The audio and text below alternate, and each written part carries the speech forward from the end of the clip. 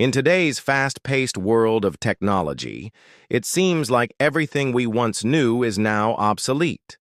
Whether it was newspapers or even malls, these long-standing institutions are continuously disrupted by the endless march of progress. And yet there is one area where the pendulum appears to be swinging in the opposite direction.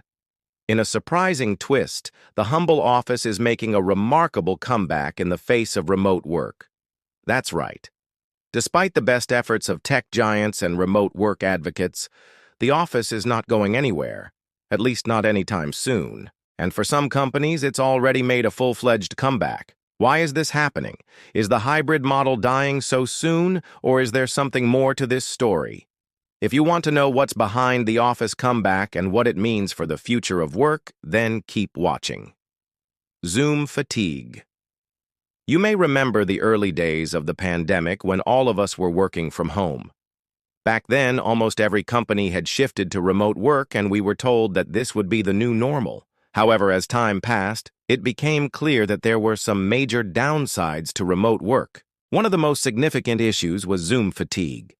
This refers to the physical and mental exhaustion that can result from spending long hours on video calls. The constant need to be on camera and the lack of non-verbal cues such as body language and facial expressions can lead to misunderstandings and miscommunication.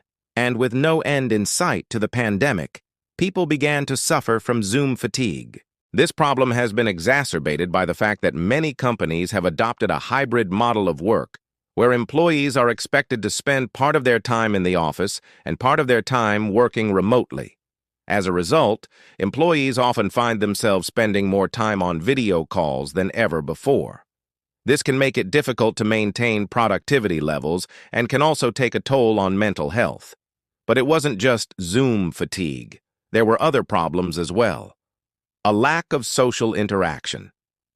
Another significant downside of remote work is the lack of social interaction.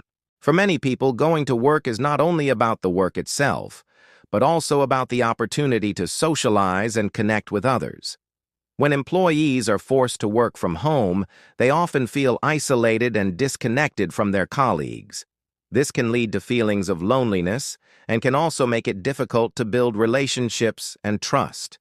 Also, many companies use the office as a place to socialize. Team-building exercises, company outings, and other events are all opportunities for employees to bond and get to know each other outside of work. But when these events are canceled due to remote work, it can make it even more difficult to build relationships. A decline in productivity. It's no secret that the pandemic has taken a toll on productivity. With so much uncertainty and disruption to our daily lives, it can be difficult to stay focused and motivated. This is especially true in a remote work environment where employees may be dealing with distractions at home or may not have the same access to resources as they would in an office setting.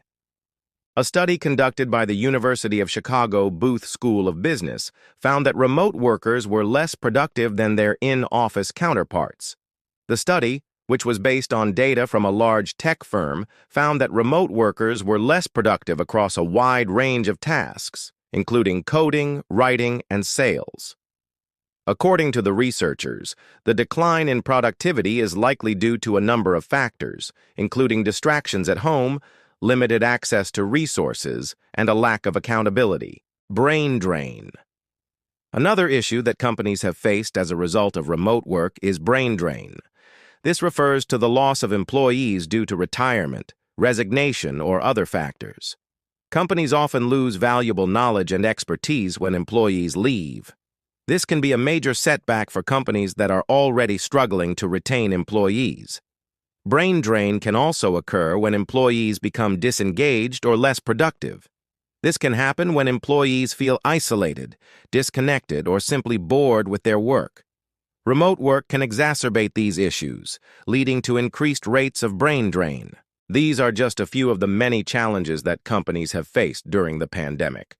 While remote work may be appealing in theory, in practice it has created a number of problems for businesses.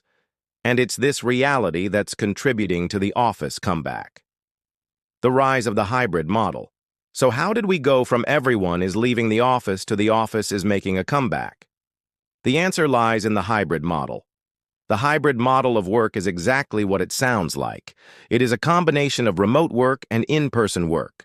Typically, employees are expected to work from home for part of the week and come into the office for the rest of the week. This model allows employees to enjoy the flexibility of remote work while also having the opportunity to socialize and collaborate in person.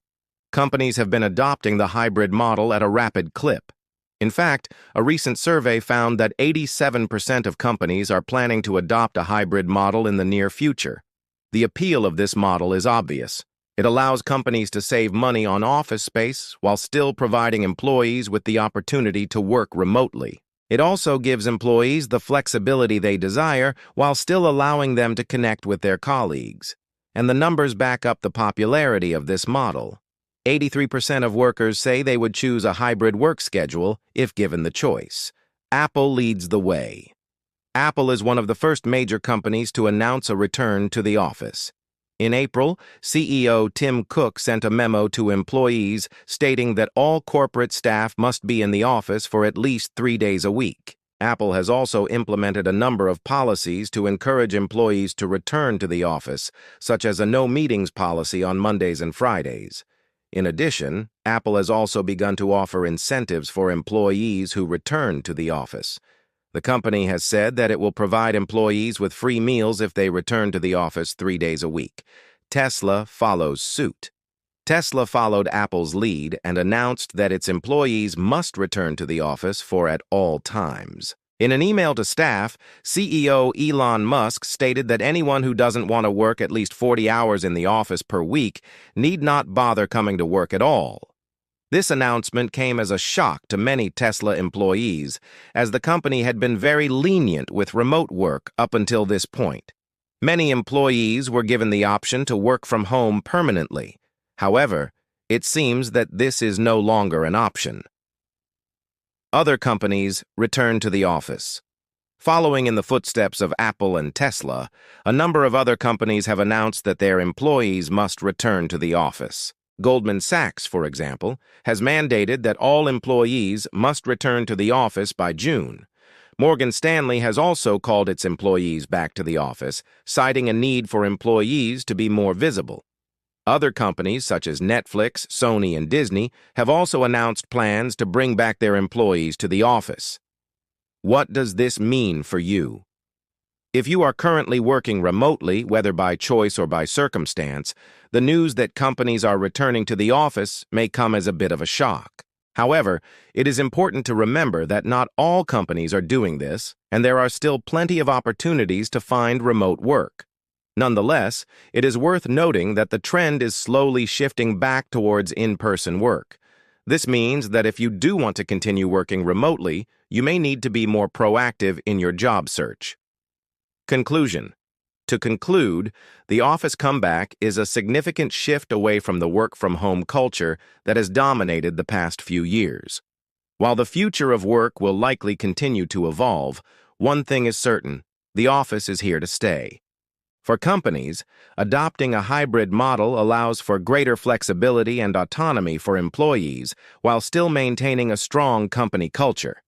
And for employees, it provides the best of both worlds: the flexibility of remote work and the opportunity to connect with colleagues in person. The key to a successful hybrid workplace is flexibility. Employees need to be given the freedom to work where they are most productive, whether that be at home or in the office. Companies also need to be flexible in their approach to managing remote workers. With the right policies and procedures in place, companies can reap the benefits of a hybrid workforce without sacrificing productivity or company culture. Now let's look at the pros and cons of the hybrid model. Pros: greater flexibility. One of the biggest advantages of a hybrid workplace is that it offers greater flexibility for both employees and employers. Employees can split their time between working from home and working from the office, giving them the freedom to work where they are most productive. At the same time, employers can be more flexible with their staffing levels and can also save on office space costs. Improved productivity. Another potential advantage of a hybrid workplace is that it can lead to improved productivity. When employees are given the flexibility to work from home, they are often able to focus and get more work done. This is because they are free from the distractions of office chatter and can work in an environment that is more comfortable for them. Better employee morale. By giving employees the option to work from home, companies can show them that they trust them to get the job done. This can lead to better employee morale and a stronger sense of loyalty. In addition, employees who are given the freedom to work where they are most productive are likely to be more engaged in their work. Enhanced company culture. A hybrid workplace can also help to enhance company culture. When employees are given the opportunity to work from home, it allows them to develop a better work-life balance. This can lead to employees who are more positive and more productive. Cons. Communication challenges. One of the biggest challenges of a hybrid workplace is communication. When employees are split between working from home and working from the office, it can be difficult to keep everyone on the same page. This can lead to miscommunication and can make it more challenging to get buy-in from employees. Technology requirements. Another challenge of a hybrid workplace is the need for robust technology. When employees are working from home, they need to have access to the same tools and resources as those who are in the office. This can require investment in technology and can also create IT headaches for companies. Legal and compliance issues. Finally, companies must also be aware of the legal and compliance issues associated with a hybrid workplace. For example, companies need to ensure that they are complying with data protection regulations when employees are working with sensitive information. Thank you for watching. We hope you enjoyed this video. Please share your thoughts and feedback in the comments section below. And don't forget to subscribe for more videos like this one.